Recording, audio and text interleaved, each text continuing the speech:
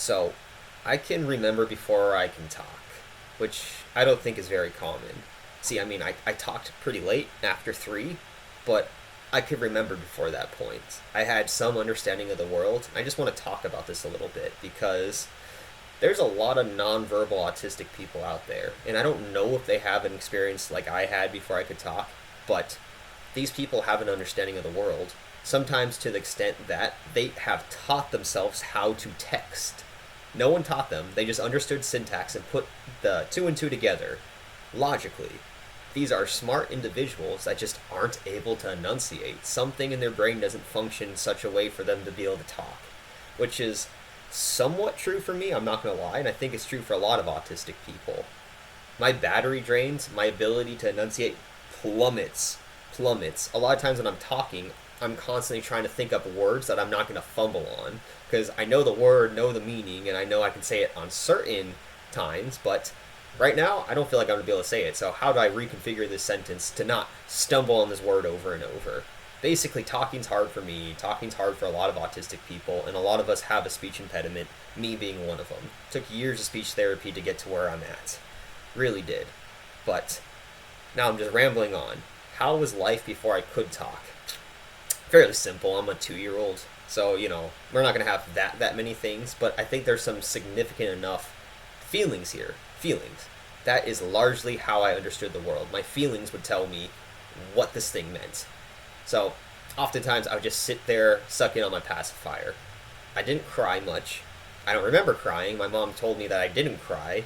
That first tantrum happened at 16, not when I was an infant. But, anyways, yeah, I just sat there and I remember just sitting there, just sucking on the pacifier. I remember just sitting there and that was fine. I was content doing that. That felt good. And that was all that's going on here. But see, I had deeper understanding of things than just a kid mindlessly sucking on a pacifier.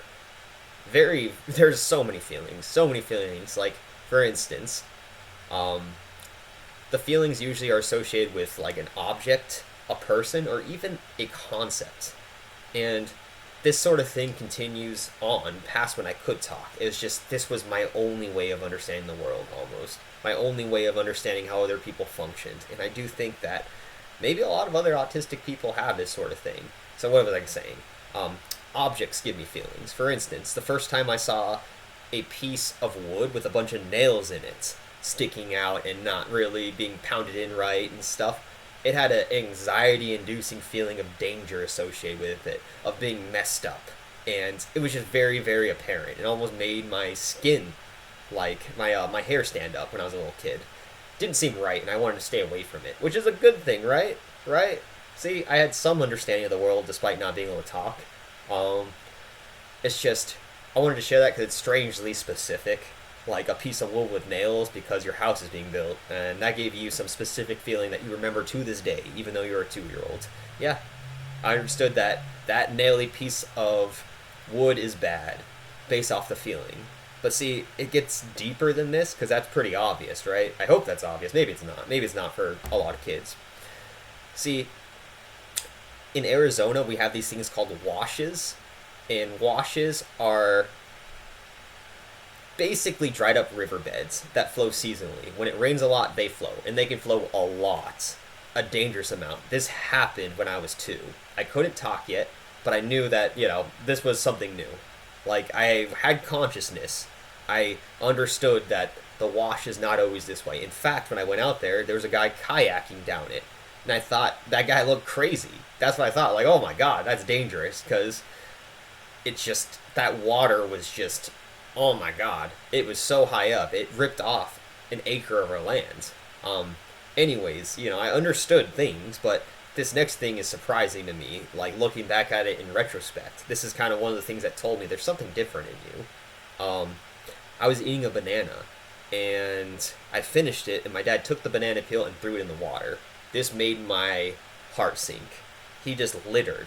But how do I know what littering is when somebody can't talk to me? I mean, I didn't know it was biodegradable. I didn't know it was no harm, no foul. But all I knew is it looked like trash. Trash goes in the trash can. This isn't in the trash can. See, it felt bad for nature. That's what I remember. it felt bad for nature. And I think I picked this up from my mom because she would always take us places like parks and mountains and trails. And her love for nature and her dislike of trashing nature was received by me in some way. She didn't have to tell me, I just experienced it somewhere else. And I think this has to do with a high effective empathy. That's what I think it has to do with. But at the end of the day, this concept of littering had a very gross feeling associated with it. And I wouldn't be too surprised if a lot of autistic people experience the world like this to some degree, because a lot of us have a strong sense of justice. Our morals matter to us. And I bet they matter because being told not to do something opposed to having a feeling not to do it is just a lot deeper in a lot of ways. So I was a 2-year-old here and I understood this before I could talk. But again, I still had these feelings afterwards. I'm going to share one more of these things just because I don't want this to be too long. When I was like 4 and 5, 6, I was obsessed with hypotenuses of triangles. Like, I don't even know how to describe it, but it was just efficiency. That's what it felt like to me. The hypotenuse of the triangle is the fastest way to get from point A to point B. I mean, I don't really want to draw any diagrams, but if you have 2 points, you can draw the straight line distance to it, and then you can draw 2 legs. You know, right triangle. Basically, we have a right triangle between that we can draw with 2 points. And there's one way to do this, basically. 2 identical triangles you can draw, but besides the points. Whenever anybody was walking around and they would pick a direction, I would trace out a triangle in my mind such that that person was walking on the hypotenuse. Why? It felt good. I don't know. It felt good. It was like, that's completely efficient right there. That's just how I felt. And the feeling of it just told me that that is the most efficient way to get from one point to another. The straight line distance, which, I was comparing it to the right triangle. It's just like, instead of walking X units in the X direction, then Y units in the Y direction, you just kind of go at an angle, and it's faster. So, point being is, I had feelings that tell me stuff about concepts and be interested in concepts in a way that I think is a little bit unusual, and I wonder how intense this is, or if it is a thing in nonverbal autistic people. See, I see a lot of similarities in myself and almost any autistic person to some degree. I really do. And yeah, I mean, I just like everyone else, I kind of wonder how these people experience the world. At the same time, I wonder if they experience it in a more mature way than what I had when I was a 2-year-old, because some aspect of me still experiences the world in that way. No, autistic people experience things differently. That's what I'm realizing more and more and more. I was in a different boat and I never realized it at all. So it's just interesting somewhat.